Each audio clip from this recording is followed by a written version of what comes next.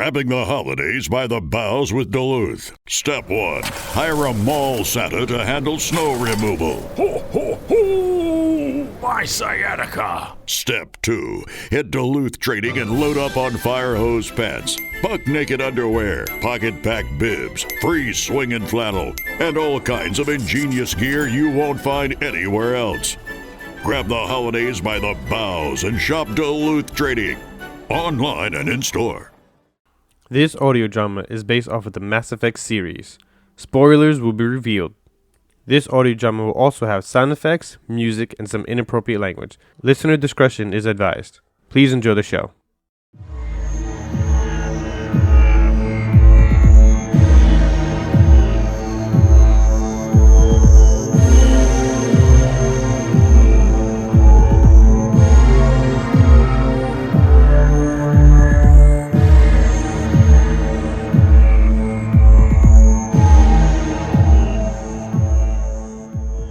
Welcome to Mass Effect Deadline. Previously, Garrus and Viper continued their journey through Ilium as they were cornered in a club. They needed a way to get themselves and the package they secured out. Viper decided to slip the package into an Asari student's bag in hopes of tracking it down later. As expected, Viper and Garrus were approached by the security team. With a lie gone wrong, Viper and Garrus found themselves in yet another firefight and heading towards the exit of the club. We pick things up from this moment and continue the story. You sprint towards the exit, plasma fire scorching the air around you. Reaching the doorway, you slide behind the frame, the metal cool against your back. You take a breath and raise your pistol, aiming back into the chaotic club. The remaining guards are disorganized, still struggling to push through the panicking crowd. You unleash a steady stream of plasma bolts, suppressing their advance. Each shot kicks up sparks and sends debris flying, keeping their heads down. You can see Garrus across the room, his Turian eyes scanning the scene, calculating his route. You give him a sharp, decisive hand signal. Now. He acknowledges with a nod. Garrus bursts from behind the overturned bar, his rifle blazing. He moves with a speed that belies his size, weaving through the fleeing patrons. A guard attempts to intercept him, raising his weapon, but Garrus is too quick. A burst of rifle fire drops the guard before he can react. Garrus continues his advance, using the bodies of the fallen and the overturned furniture as cover. Plasma fire whizzes past him, narrowly missing his armored plates. You maintain your covering fire, keeping the remaining guards pinned down and focused on you. Garrus is halfway there. Another guard emerges from the crowd, firing wildly. A lucky shot clips Garrus's shoulder, staggering him momentarily. He grunts in pain, but keeps moving, his determination unwavering. As Garrus nears the exit, you lay down a final barrage of plasma fire, creating a wall of energy that forces the guards to take cover. Garrus reaches you. He slams against the wall beside you, panting, the smell of ozone and burning flesh heavy in the air. He's bleeding slightly from his shoulder. Let's go! You shout, adrenaline coursing through your veins. Together you lunge out the door and into the neon-lit streets of Ilium. What do you do next, Viper? I head for a hidden alleyway to hide in as I get out my Omni tool. I start to track the Asari student that has the package. Roll a stealth check, then roll a perception check to see if you can locate the students. Also, Garrus, roll a strength check to see if you take any further damage from your wound. I have rolled a 7, and then a 12 for my perception check. I have rolled a 19. Very well. Let us see the outcome of these rolls. You and Garrus sprint through the crowded streets, the sounds of the club fading behind you. The neon lights of Ilium blur as you navigate the throng of people. You veer sharply into a narrow alleyway. The sudden darkness a welcome contrast to the vibrant chaos you just left. The alley stinks of stale synth noodles and desperation. You lean against the cold, damp wall, catching your breath. Garrus follows you in, his hand pressed against his wounded shoulder. He winces. Ignoring his pain, you pull out your Omni tool, the familiar hum resonating in the confined space. You activate the tracking program, the screen flickering to life with a schematic of the city. A small, blinking icon represents the crate, its signal radiating outwards. Your breath hitches as you watch the icon move, its path erratic and unpredictable. You curse under your breath. The students are moving fast, their youthful energy carrying them further away with each passing second. The signal is weak, bouncing off buildings and suffering from interference. You struggle to get a solid lock, the data stream fragmented and unreliable. You try to refine the search parameters, adjusting the frequency and amplification, but the signal remains elusive. You need a clearer line of sight, a higher vantage point to cut through the interference. Time is slipping away, and with each passing moment, the crate drifts further out of reach. The heat rises to your face. Garrus watches you, his expression a mixture of concern and annoyance. Need a moment, Archangel? Or can we proceed with securing the package again? Does it matter? We need that package. We're losing ground here while security is hot on our tails. What is your next move, Viper? I roll a tech check to try and hone in on the students with package. I rolled a 16. Hopefully, that should be enough to catch up to them. Indeed it is, Viper. You ignore Garrus's potential reply and holster your pistol, the metallic click echoing in the narrow alley. Time is of the essence, and you can't afford to wait for him to catch up. You surge back out into the bustling street, the neon lights assaulting your eyes. The crowd is even denser now, a swirling mass of bodies and alien faces. You push through, your senses on high alert, scanning for any sign of the Asari students. You try to remember what the student holding the bag looks like. Asari all look the same. The Omni tool signal is still weak, but it gives you a general direction. You head towards the main thoroughfare, weaving through the crowd with practiced ease. You move with a purpose, your eyes darting from face to face, searching for that distinctive blue skin and the telltale bag. You spot a group of Asari students ahead. Laughter rings through the air, and the echoes fill the streets. They are clustered around a food vendor, their voices animated as they examine the different wares. You quicken your pace, closing the distance between you and the students. You carefully observe each one. A wave of relief washes over you as you spot her. She is slightly shorter than the others, with a cascade of dark blue tendrils framing her face. The bag is slung casually over her shoulder, seemingly unnoticed amidst the crowd. She browses the vendor stand, oblivious to the danger she is in. This is your chance. What do you say or do next? I pretend to bump into her, reaching for the package and grabbing it as I apologize. I begin to ask them questions about recent events on Ilium to distract them. I'll roll a stealth check to see if I can swipe the package. I rolled a 15. A 15. Very well, here is the outcome. You move with purpose, angling your body to intercept the Asari student. You feign clumsiness, stumbling slightly as you approach. Oh, excuse me. I am so sorry. Your voice laced with false sincerity. You collide gently with her shoulder, your hand darting towards the bag slung over her shoulder. Your fingers brush against the fabric, subtly testing its weight and contents. As you apologize profusely, you attempt to unclip the bag, making eye contact with the student. She seems unfazed by the minor collision. "No problem," she replies with a dismissive wave of her hand. You have the bag in your grasp, quickly unclipping it. Now it's time to use the distraction to make your escape. Looking for an energy drink that keeps you awake? Well, W Energy has you covered. No jitters, no crashes, and you can even purchase merch to go with your energy powder, like shirts, mugs, steel mugs, duffel bags, shakers, and much more. Take a sip of your favorite drink while sporting some anime mugs they have to offer.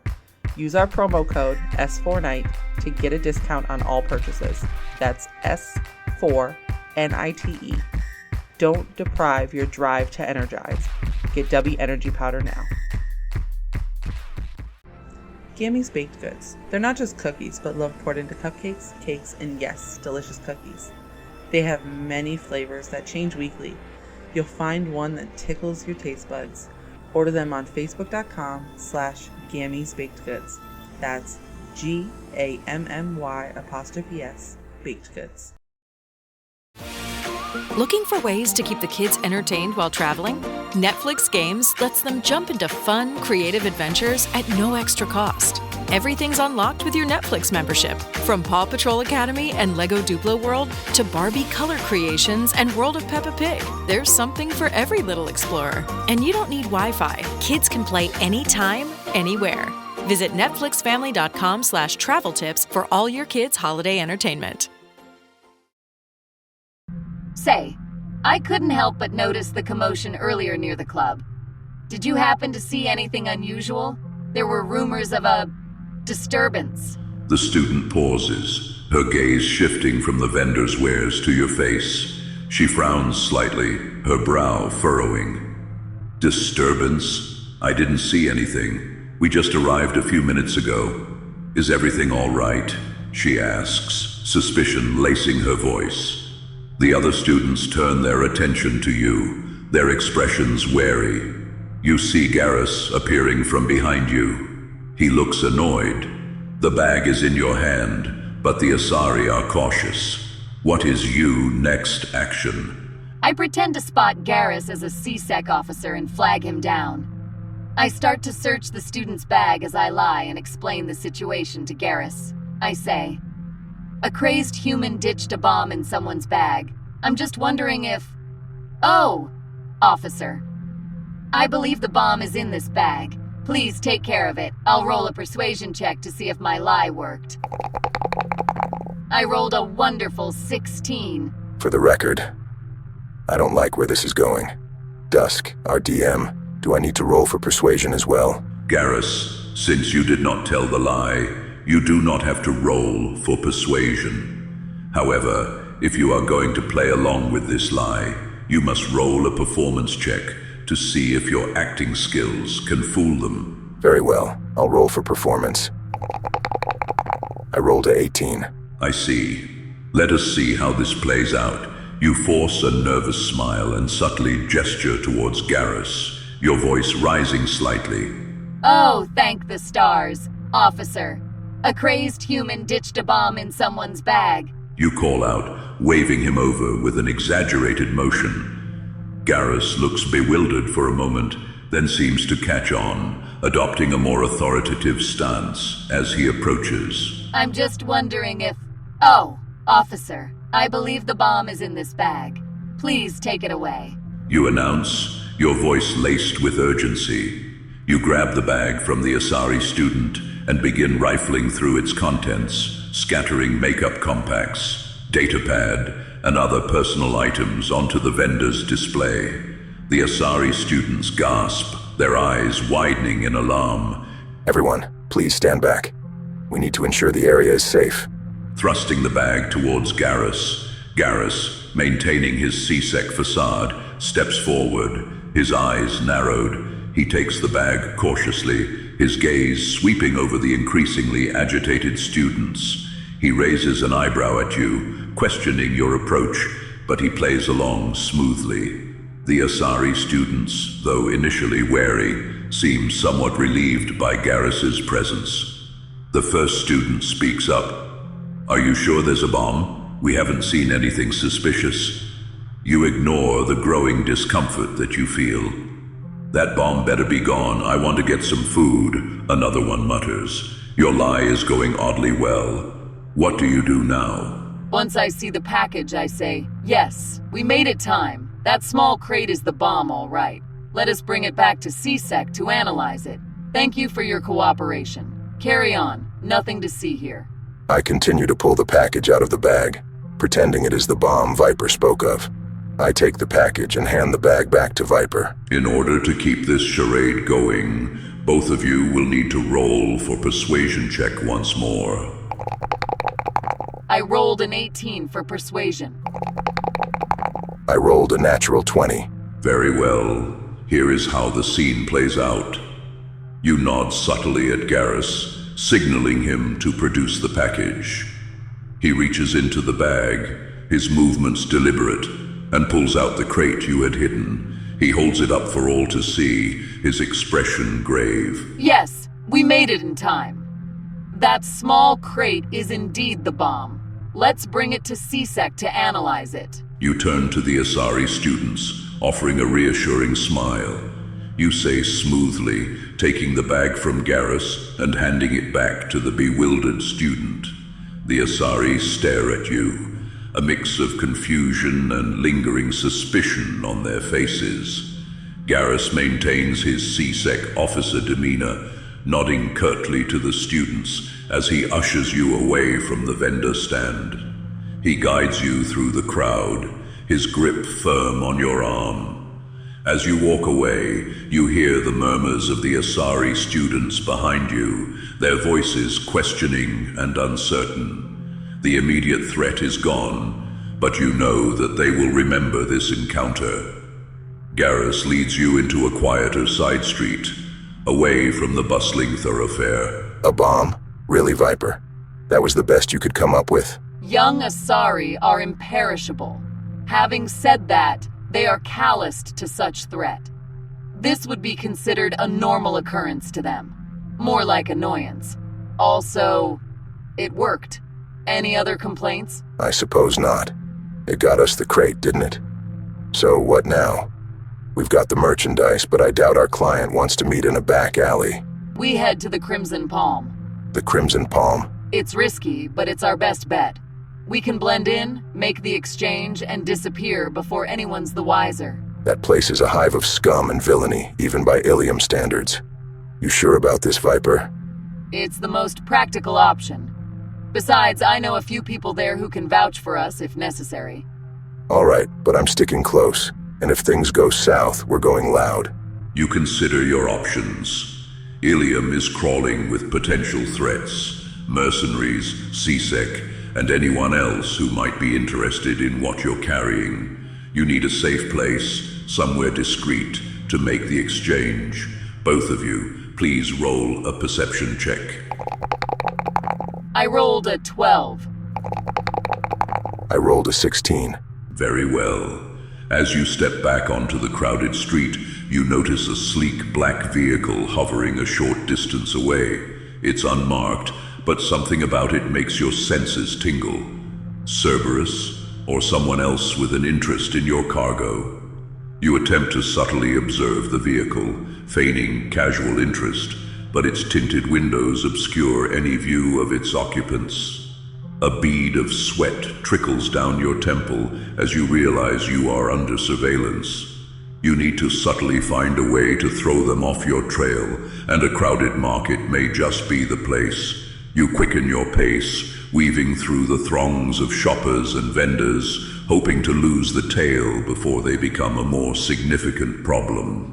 This requires careful navigation and a bit of luck. What is your next move? Wait a minute. Want D&D dice, Warhammer sets, Pokemon cards? Not sure where to get them? Well, now you do. Go for Games. Check out our online store at gophermafia.com. Keep up to date on events our on-site store has, located at 1206 North Cunningham Avenue, Urbana, IL. Go for Games, where you go for games. Wait a minute. Wait a minute. We battle. We conquer. And we talk about lore. Join us as Naked Mango, Seven Blades, and the Almighty Crit go over the different factions, talk with fans and Patreons, and discuss the many aspects of Warhammer, from tabletop to video games. Join and listen to the Warhammer Lorecast on Spotify or wherever you listen to podcasts. Learn the game, conquer the lore. The Fumbling for Warhammer Lorecast. I attempt to contact a member of my clan, Kane, to see if Cerberus would have dealings around here. I say through my comms, "Kane, do you copy? Does the elusive man have any exchanges going on near my location?" You activate your comm, sending a direct message to Kane, your contact within the scattered remnants of Cerberus. The message transmits through the encrypted channels, bouncing off several relays before reaching him. You pause, waiting for a response. The minutes stretch, each second feeling like an eternity as you continue moving through the market. Finally, a distorted voice crackles through your comm. "Viper, what is this about? The elusive man is unavailable. State your business." "I've acquired something of interest. Something I believe Cerberus might find valuable. I am willing to make an exchange for suitable compensation."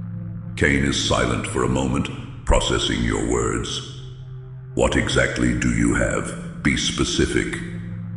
You hesitate, not wanting to reveal too much over an unsecured channel. "Let's just say it's a crate. Its contents are unique, sufficient to warrant the elusive man's attention." Kane's voice turns cold. "Don't play games, Viper.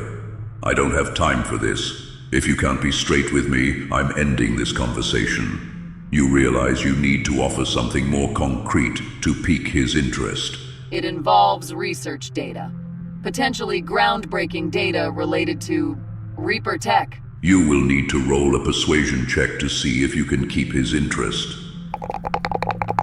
I rolled a 19. Good. Let us continue. The line goes silent for several heartbeats. Then Kane's voice returns, his tone noticeably different. "Reaper Tech. All right, you have my attention. I'll relay this to my superiors. Await further instructions. But be warned, Viper," he adds, his voice laced with menace. "If this is a waste of my time, there will be consequences." I disconnect from Kane and turn to Garrus. I say, "Involving Cerberus might be a risk, but it will force our client to meet somewhere more silent than a club. If they want this crate so bad, they'll do anything to get it." A risky play, Viper, but not without merit. I hope you know what you're doing. "We're improvising, Garrus. That's what we do best.